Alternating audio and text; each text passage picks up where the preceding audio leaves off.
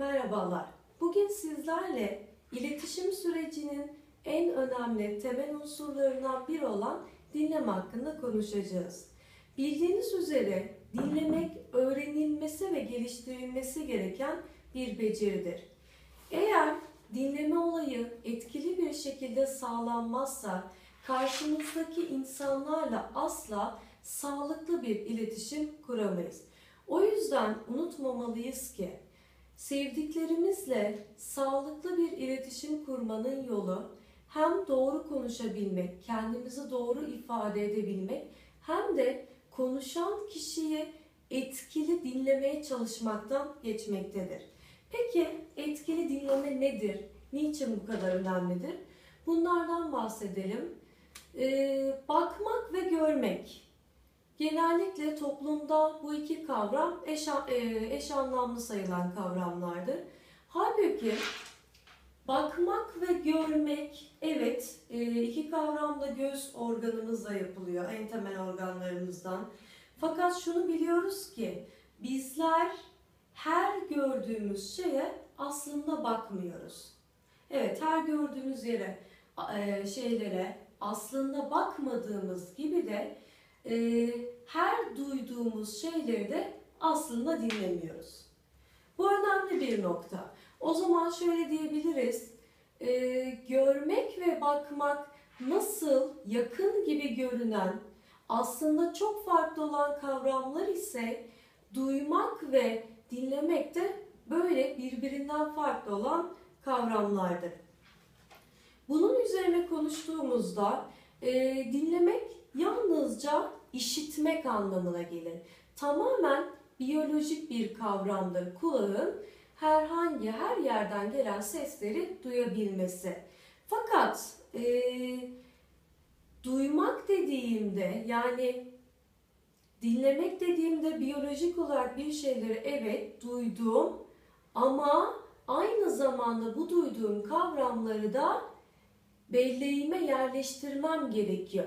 Eğer ben dışarıdan gelen sesleri, bu bir öğretmenimin sesi olabilir, evde annemin bana söylediği söz olabilir, arkadaşımla konuşurken olabilir, duyduğum şeyleri belleğime yerleştirebiliyorum, öğrendim veya tekrar geri çağırabiliyorum, anımsayabiliyorsam işte ben karşımdaki kişiyi dinlemiş oluyorum. Bu duymanın ötesine geçiyor. Devam edecek olursak, öğrenmek için tabii ki bilgilerimizi anımsamak gerekir. Özellikle bunları ben öğrencilerime çok kez hatırlatıyorum. Derslerde evet herhangi bir öğretmenimiz geliyor, en az yarım saat 40 dakika bir şeyler konuşuyor.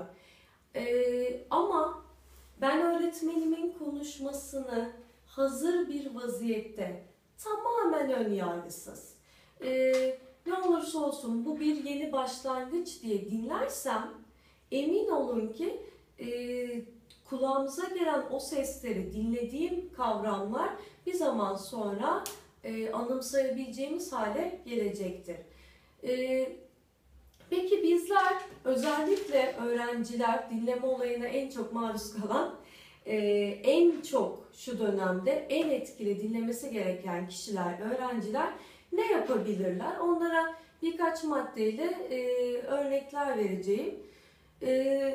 Mutlaka konuşma sırasında konuşmacıların tepkisi, bu çok önemli. Çünkü sadece ses yok.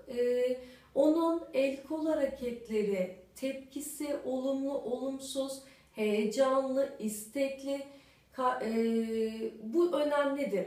Konuşmacı için ne kadar önemliyse bu gibi davranışlar, dinleyici için de o ölçüde önemlidir. Konuşmacının sözünü dinlerken ne yapıyoruz? Öncelikle dediğim gibi tamamen önyargısız olmak zorundayız. İstek, bu bizim elimizde.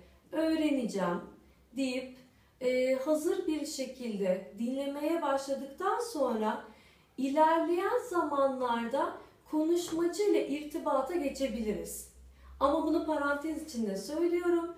Tabii ki konuşmacıyı kırmadan, eleştirilerimizi dikkatle yaparak ve konuşmacının asla sözünü kesmeden yapmalıyız. Yoksa biliyorsunuz uzun süre dinlemek kişiyi çok yoran bir davranış. Ama ben bunu aktif bir şekilde yaparsam notlar almaya çalışabilirim. Bu not almanın belirli bir kuralı yoktur. Tamamen kişisel. Ben daha çok sayısal dersleri renkli kalemlerle yazmayı seviyorsam diğer öğrenci de belirli şemalar, grafikler içerisinde göstermek, tablolar yapmak daha dikkat çekici olabilir. Bu tamamen bizim elimizde dediğim gibi.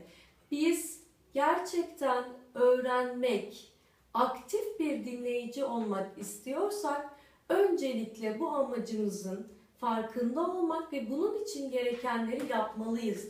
Konuşmacıyla iletişim halinde olmak bu konuda çok önemli. Ön yargıdan uzağız. Konuşmanın devamında da bitmesini bekleyebiliriz. Bize uymayan sözcükler, cümleler tabii ki olabilir.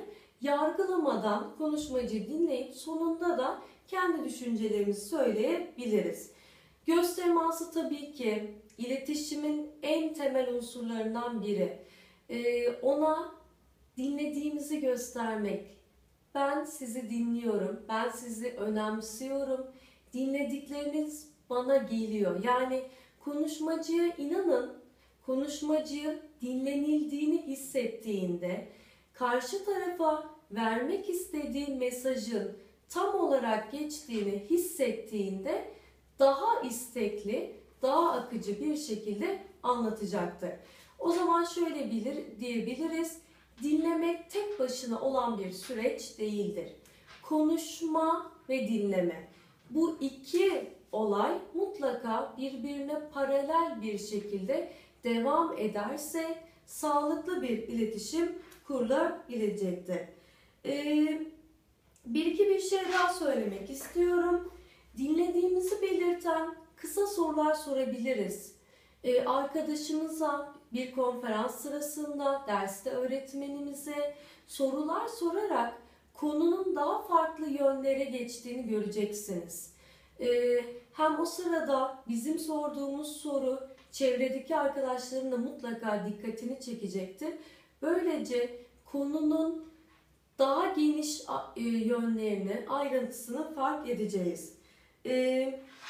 İnanın konuşan kişinin karşısında bıkmış, ilgisiz, sıkılgan tavırlar göstermek, çevremizdeki objelerle oynayıp yanımdaki, sağımdaki, solumdakini rahatsız etmek hem konuşmacıya saygısızlık olup hem de biz birey olduğumuz için kendimize yaptığımız saygısızlık olacaktır.